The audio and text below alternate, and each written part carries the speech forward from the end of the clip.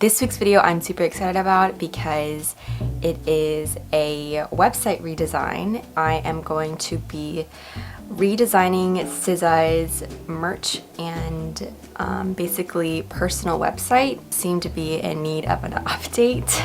I wanted to explore what her new visual style could potentially look like, and since we know that she is about to come out with her second studio album, I thought it was good timing to kind of experiment with my take on what I think her aesthetic could be. She released a recent single called Good Days, which I think everyone is obsessed with, so I took a little bit of inspiration from that. This is what I came up with, so if you're interested in watching, stay tuned. Alright, so the first thing I actually designed was album cover for Good Days, and I did this with kind of like a lime green, purple, and brown gradient. There's actually a photographer who goes by Kara Stricker, and she did the Fader magazine cover for SZA. It's a very similar color palette and gradient, which I didn't even expect, but kind of funny how I came to the same conclusion. I really loved this shoot. I think all the pictures are amazing. I basically pulled most of my inspiration from this shoot hereafter. For the first phase, basically I worked on coming up with that color palette and gradient, and then I did some font exploration, and this is all very standard to what I usually do. You can see that in my other videos as well. Then I started working on her landing page, and I want to show you what her old website looks like. So she has a four-corner navigation, and I really thought that the photo diary was very nice, and so I kind of pulled from that.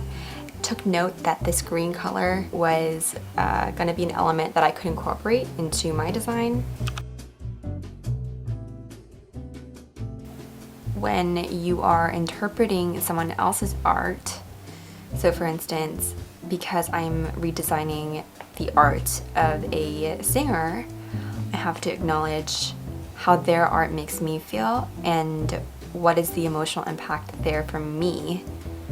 And that's kind of where I start the first step of looking at how am I going to translate their art into my interpretation of their art.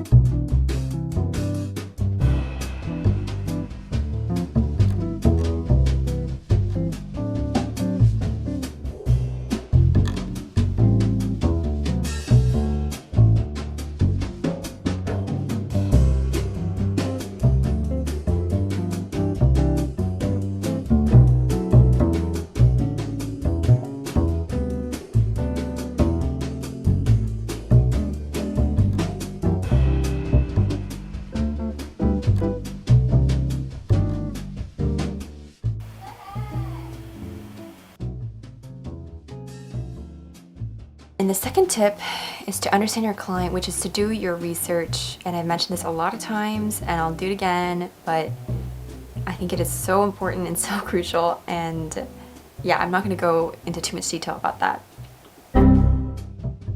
So basically, I took a lot of her existing photos from shoots and on the internet. Also in her music videos, I took screen caps of kind of visual compositions I thought were interesting, and even her album covers for singles or features. Then I went on to work on the tour page. I really like this. This is probably my favorite gradient, this green to brown.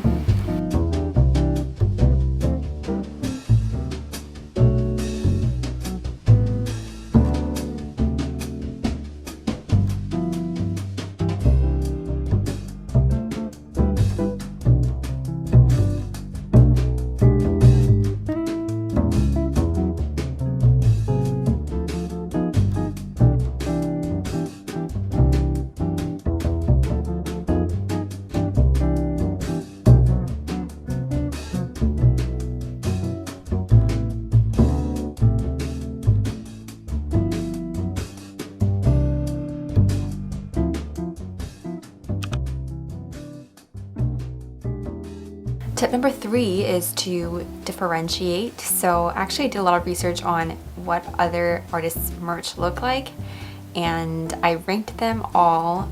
So if you want to see that in another video, I might do that. It's gonna be quite a long video, so that's why I didn't want to stick it in this one.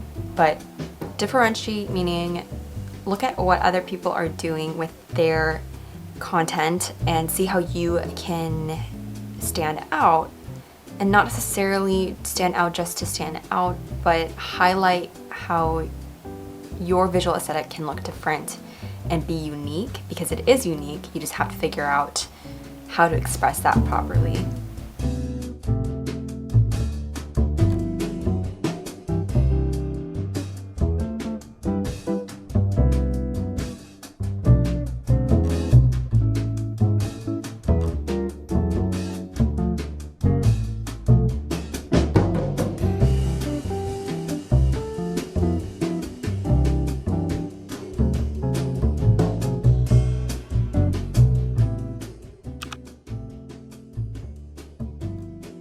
And tip number 4 is to explore, try, even if you think it won't look good, just try it, because you never know. And I think a big fear designers have is, I'm not going to try it because I know it'll look bad, and I don't want to let myself experience, oh, I've created a bad thing. So a lot of times I've heard this is when you think you have creative block or writing block or writer's block, actually you just have a fear of making mediocre or bad work, which I think should never be an inhibitor to the creative process. You should always be willing to make bad work all the time, because you will, and those few times you make great work is all the more rewarding, and it's part of the process, because you cannot make perfect work 100% of the time. And I've learned this with designing on my own, and yeah, you just have to respect and trust yourself that you will eventually make great work.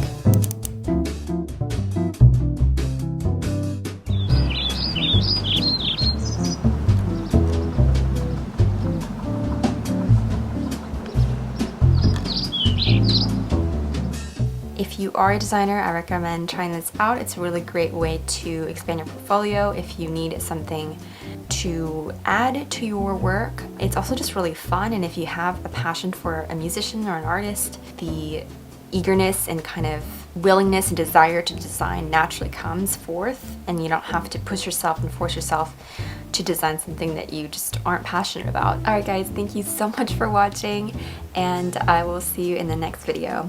Bye.